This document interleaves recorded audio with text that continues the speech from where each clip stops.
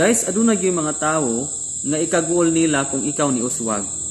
Kay ang mas ikalipay nila kung ikaw nalabuan nila. Kumbaga, aduna sila'y kasina sa imuha. So guys, welcome sa atong mga storyang Bisaya o sambingay sa Kristohanon nga daghan ka mga moral lesson sa kinabuhi. Guys, storya kini sa usa ka silingan nga sinahan o walay batasan. Para masabtan nimo guys, inani ang senaryo. Dunay usa ka successful kayo nga tao guys nga nakapalit siya og balay o dakong uma sa mga apple. Og nakasilingan po siya pobre nga wala gyoy uma. Karon guys, kining pobre nasina sa iyang silingan nga dato. Ug tungod sa iyang kasina, nahimo siyang walay batasan sa iyang silingan nga dato. Kay matag kadlawon, iyahang butangan ang tugkaran sa balay sa dato o anggit, butangan niya og mga basura. So kada buntag kining dato inigmata, matingala siya nga daghan ang nagpasad nga basura naa sa tugkaran siyang balay o diha sa iyang git. So kada buntag maobserbaran gyud sa dato nga naa gyud mga basura. So imbis nga ang dato guys masuko siya, unsa iyang gihimo? Iyang gilimpyuhan ning gilabay ditong basura, ang tugkaran sa ang balay o katunggit nga puno og mga basura, iyang gilimpyuhan guys. Unya nagpaghuman niya glimpyo guys, nagpupo siya og mga bunga sa iyang apple o gisulod niya og basket. Karon guys, paghuman niya pupo, daghan naman na pupo niyang apple gisulod og basket, iya kining gidala sa silingan nga sinahan. Katong walay batasan nga mo'y nagbutang sa mga basura, iya kining gidala didto og nanuktok sa maong panimalay. Karon ang katong silingan nga pobre nga mo'y gahimo sa paglabay og basura ngadto silingan niyang dato, nakahuna-huna sa sulod nga kani kay nanuktok na gyud. Kay mangita dai ni siya og bikil ron. So naghuna-huna tong pobre kaayo nga makigkumbati siya nga dili niya ang kunon kung mayon tong silingan niyang dato nga ikaw may galabay og basura. So karon guys, pag abri niya na surprise ning pobre nga dato, na surprise ning pobre kay gitunulan siya aning dato sa usa ka basket nga apple.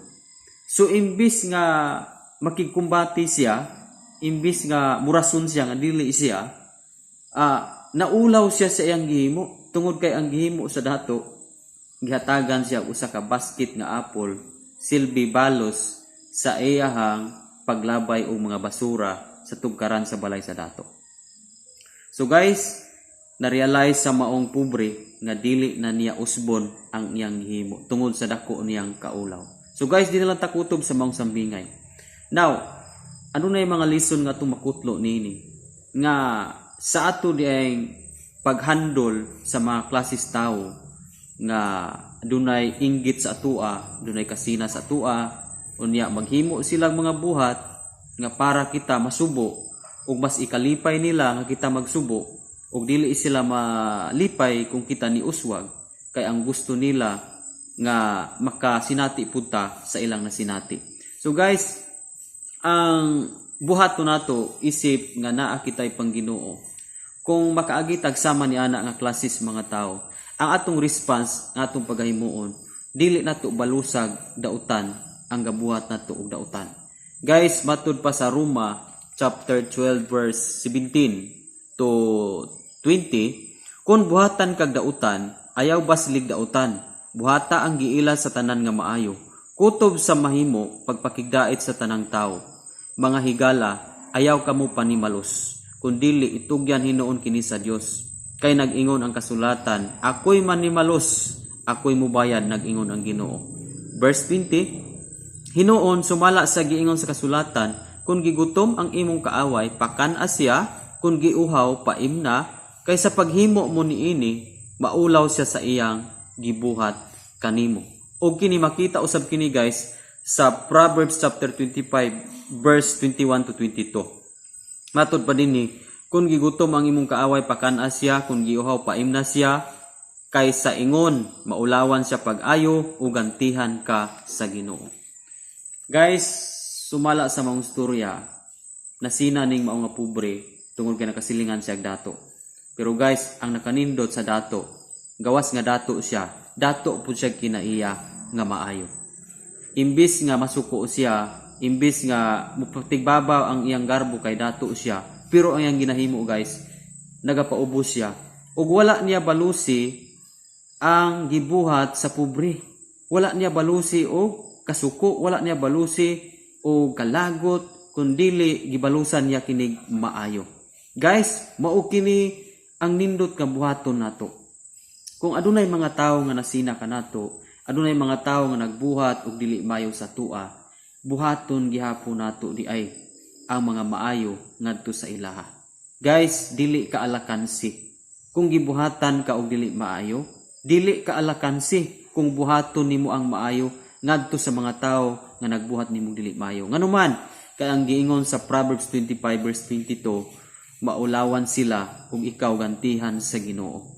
Guys, dako kaayo ka ug ako og ganti kung adunay mga tawo nga nagbuhat nimo sa ingon nga pagpasipala, pagdaon, pagtamay, gabuhat sila dili maayo sa imuha, pero ang imong buhaton ngadto sa ilaha mao ang pagbuhat ug maayo. Guys, makapaulaw kini kanila. Siguro makayunta nga kanang mga nagpakaulaw nato ato ada yung reaction tawhanon, gusto putang ubalos og pakaulaw nila. Bali kung unsa ilang ipugas, gusto po dayon ta nga muani sila. Kung nagpakaulawan ta nila, pakaulawan po nato sila. Kung gitamay ta nila, tamayon po nato sila balos. Guys, wrong siya. Dili siya mao nga response. Dili ka mapanalanginan sa kinabuhi niya na kung imo nang buhaton. Abi nimo guys, ang mga tawo nga nagdown sa atua, ang mga tawo nga nagbuhat og dili maayo sa atua, panalangin ka na sa imuha kung kabalo lang kang mubalos ug maayo ngadto sa ilaha. Guys, timan ini, panalangin ka na ug gantihan ka sa Ginoo kung ang imong ibalos ngadto sa mga tawo nga nagpasipala nimo ang maayo. Busa guys, dako kayong kalatunan nitong kinabuhi. Grabe ang istorya no, ang maong sambingay. Ang dato naaman siya ay otoridad, na siya ay daghang kwarta, pwede niyang mapapriso tong mga pobre, pwede niyang mabasalan ang mga pobre, pero ang nakanindot sa dato dinis mga istorya karon, dato pud siya kinaiya nga maayo. So muni nakanindot guys, kung ang atong kinaiya maayo sa tubangan sa Ginoo. Guys, kalabanan sa atong kinabuhi nganong wala kay tay panalangin, kay kining kusog kay tang mubalos sa mga tawo nga nagpasipala nato. Kusog kayo tang mubalos sa mga tawo nagpasakit kanato. Lisod kayo tang gantihan og panalanginan kung mahilig tagbalos sa mga tawo nagpasipala kanato. Pero kung balusan nato og maayo ang mga nagbuhat og dili maayo sa tua, sigurado gayud ang Biblia nagaingon nga panalanginan ug gantihan gayud ang maong tawo. Guys, dili pa ulay ang tanan. Pangayo nato sa Ginoo nga makabaton kana kita ni ining Ecclesiastes kinaiya nga kung buhatan og dili maayo, ang ibalos nato maayo. Kung buhatan tagpasipala, ang atong buhaton kanila mao ang pagpanalangin. Kung ilatang daog-daogon, ang atong buhaton nila atong iampo sila.